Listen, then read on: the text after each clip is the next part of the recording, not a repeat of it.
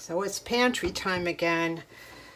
I've got a small amount of popcorn in here and a small amount of popcorn in here. This is kind of the last of my last year's stash. I'm making popcorn now a couple times a week.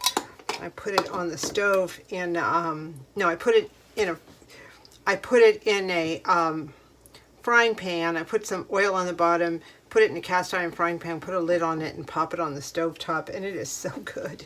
It's my favorite winter treat. So I want to finish up what I have here, my stash. I have another stash of it, which is in a larger jar, so this will do me for a couple weeks. I think I'm going to have just enough to fill this. It's a tight fit. This is the, let me put the lid on it first before I lift it and spill everything. This is the container that sits right by my stove here, so I can grab it when I want to have popcorn. Well, I'm going to be filling this up with rolled oats, regular rolled oats. I've got 2 packages of these. I generally store this stuff in the freezer, but after these last blackouts, if it doesn't need to be in the freezer after the first 48 hours or whatever, it's not going to stay in the freezer. I need to focus on ice packs. I've probably said that a million times during this refill session, but I'm telling you, these power outages we had in October and November have been a little traumatizing regarding what they did to food and my nerves. And so I'm just going to put all the rolled oats. They've been in there long enough that if there's any residual insect life, which unfortunately is a reality with this sort of stuff, then it would be gone already. Well, there's one. Let me see if I can find another one of these containers. This one's already labeled. Rolled oats are the same as regular oats. They just take longer to cook. If you want these to turn these into quicker cook oats, you just need to put them in the blender for a second and it'll cut the little rolled oats up a little bit. And if you look at quick oats, they're all chopped up. So that's really all it takes. Well, I think I'm going to put the rest of it, the little bit in this particular bag and the rest of it in this container. I was going to put all my flour in there, but it needs to be rolled oats. I have some containers in there that are kind of partially filled, but I have to wash them. I'd rather just finish them up than wash them. This will be fine, the 2 of these. Look at that. Fits great. Perfect.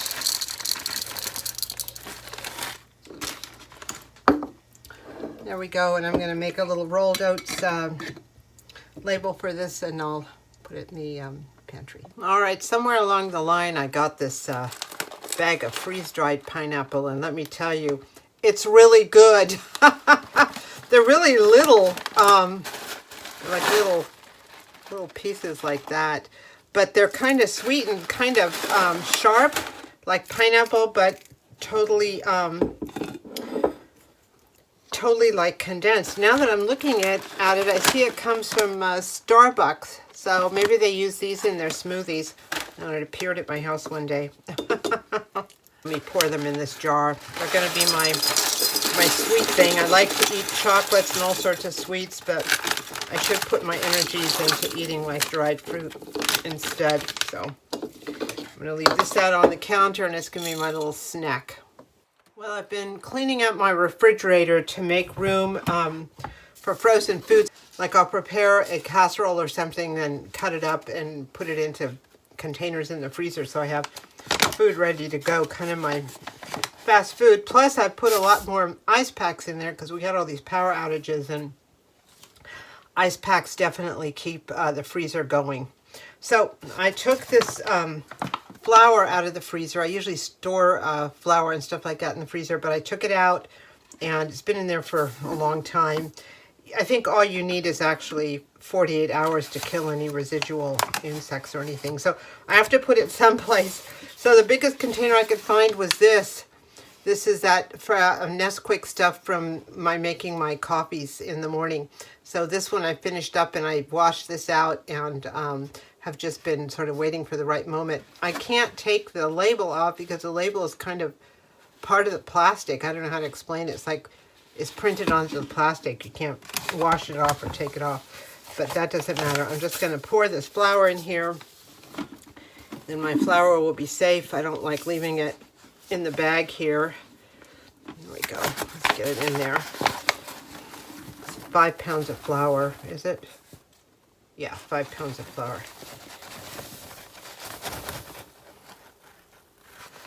Let's get that in there. It's getting caught here. You know, I might need another container for this. I'm going to slowly put the rest of it in here, and I actually do have another container as a backup. Okay, well, this is about right. And I'm going to go grab that second container for the rest of the flour. So I have this container, the plastic lid. I'm trying to remember where I got it. It's a good canister, and use it for the rest of the flour. That worked out. I'm going to be doing baking for the holidays pretty soon. I have to make more pizza crusts and just a whole bunch of stuff. It's been kind of a crazy period of time here, but now that I'm settling in, I really want to prepare things for the winter.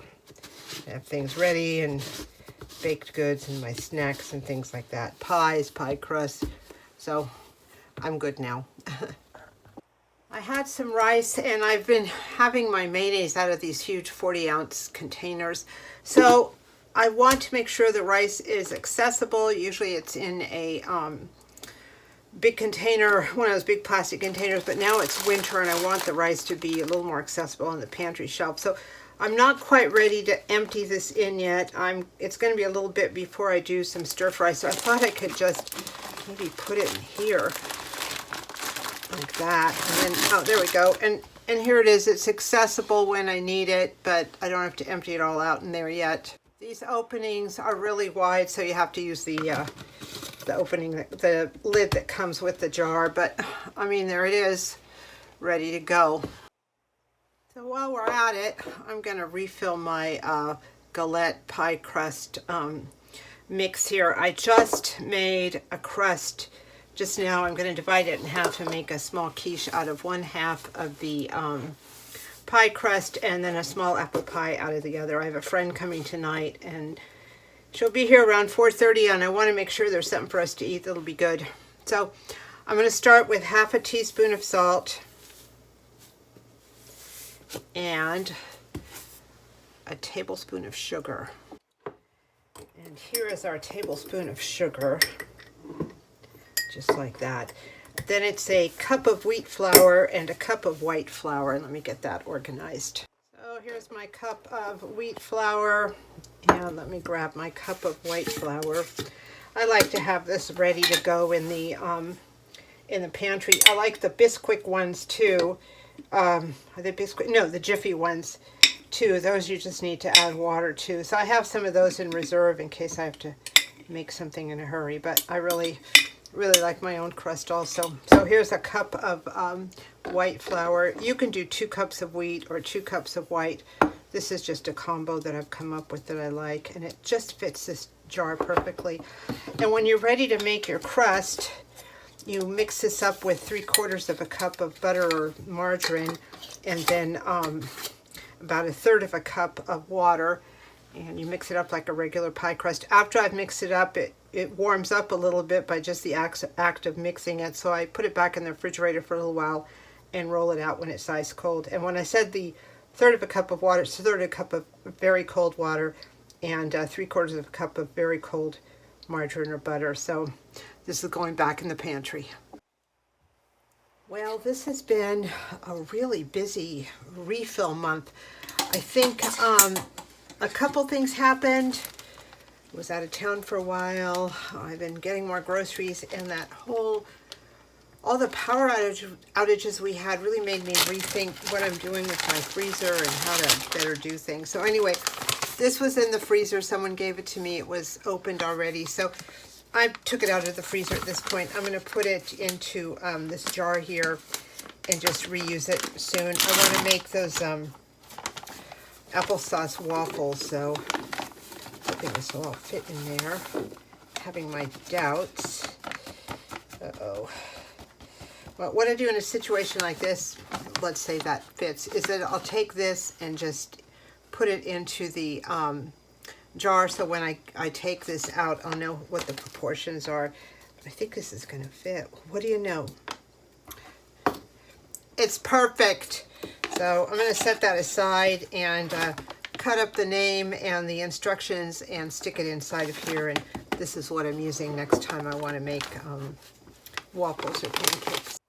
When I was cleaning out the freezer again and getting stuff reorganized, I found I had this in there, white flour. I knew I had white flour in there, but there's been so much like throwing things around there for a couple weeks, everything got out of place. So I'm almost out of white flour. Here. What did I just make? I made pie crust, so I used some of that. So I'm going to put the rest of it in here and just keep it on the shelf in the pantry and draw from it. Whoops. It's going to be a close call. It might be too close a call. Let me shake this down. Sometimes it's right to the wire, in a manner of speaking. All right. I think I'm going to have, well, who knows. Sometimes I can call it, other times I can't call it. Now I'm going to need another jar. Right, let me get another jar. This one's labeled. Just like that, I'll get a smaller jar I'll use first. All right, I think the rest of it's going to fit in here. I've been making some pies and quiches and using up flour for that. I have to make some pizza crust yet. Is this too much for this? I am losing my touch. Oh my gosh. Let me get a bigger container. All right, I got a full quart container. Anyway, I have to make some pizza crusts and I think one other thing, probably more pie crust, like I said. So I'll go through this pretty fast, and I'm going to be baking some things for the holidays, Thanksgiving, etc. So there we go. All right. Quart was a good size for this. I'm going to label it and put it on the pantry shelf. All right, check this out. Dehydrated marshmallows. These are so good. They get really crunchy, like those ones. What is that cereal? Lucky Charms. Oh my gosh, they're so good. So this is my first batch of the season. I am making more batches, but I'm going to have these ready right now for whatever may come. So listen to this. Do you hear that clinking sound? That is what these marshmallows are like. If they weren't dehydrated, they would not be making that sound. They're crunchy, they're delicious. I'm going to make some kind of hot mocha cappuccino with chocolate little gift packs, I guess, and I'm going to be adding these to it. I like them dehydrated. They're also good just as is. Last year I put them in my Christmas cookie packs. Everyone loved them. All right, this is going to be going 3 or 4 or 5 at a time, so I will be back as we get closer to the end. Well, check this out. I haven't even finished. I've done 2 of the 3 trays here, and the quart jar is already full. I'm going to put some saran wrap as well as the lid here. I really want them to stay crisp and no chance of moisture getting in. So there's one. I'm going to get another one, not as big as this, but that will fit in the rest. Hopefully this will be big enough for the rest of them. I dehydrated these, I'd say, about maybe 16 hours. I had them in their trays. Oh, this is hard. I had them in their trays, and then at some point I switched the trays around, because the ones at the bottom that are closest to the blower usually get dried or dehydrated quickest. So I'd say all told about 16 hours. You want these to be really, really crunchy. Do you like this new way of putting them in? I decided I couldn't do the 2 or 3 at a time, 5 or 6. I love this canning funnel. It has saved me so many times. Even though the opening of the jar is big, this makes it even bigger. So that's the end of this for now, of my pantry refills. I'm about ready to put this away. Hopefully I won't have too many more things to refill in the meanwhile. I've done a lot of refilling. I did a lot of grocery shopping, and I got a lot going on. What can I tell you? There we go. But it's all good, and I thank you so much for watching, and I'll see you next month.